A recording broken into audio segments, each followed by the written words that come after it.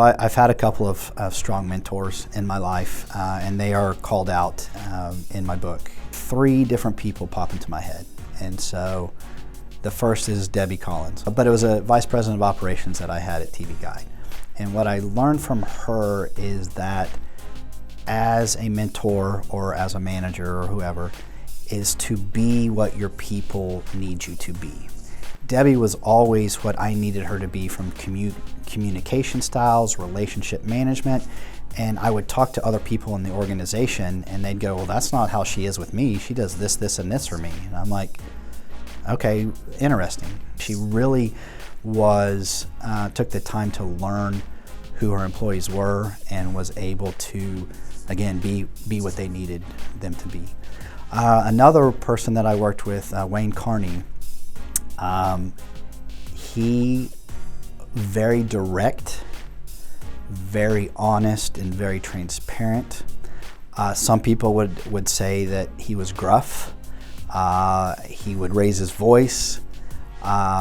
He was former military, and there were times where he was my boss at a previous company where we did software implementation, and he would come around with what he would call the revenue stick, and he'd beat it on the desk and say, "Where's my money? Where's my money?" And but Wayne was very. You always knew where you stood with Wayne. If you did something wrong, he would tell you did something wrong. But if you did something right, he would tell you did something right. And he was very supportive.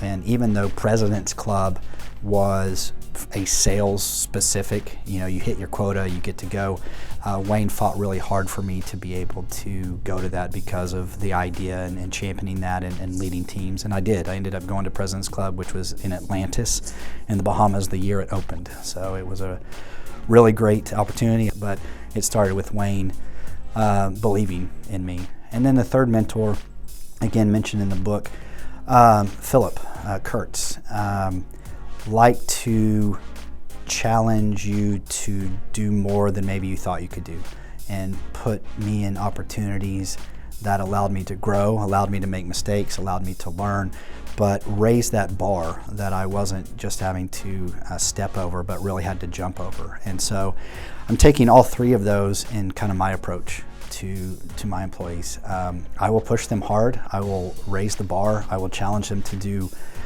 more than they think that they're capable of. I'm okay if they wave the white flag, but until they do, I will continue to press them to do more stuff. I am very, I believe, honest and direct and transparent.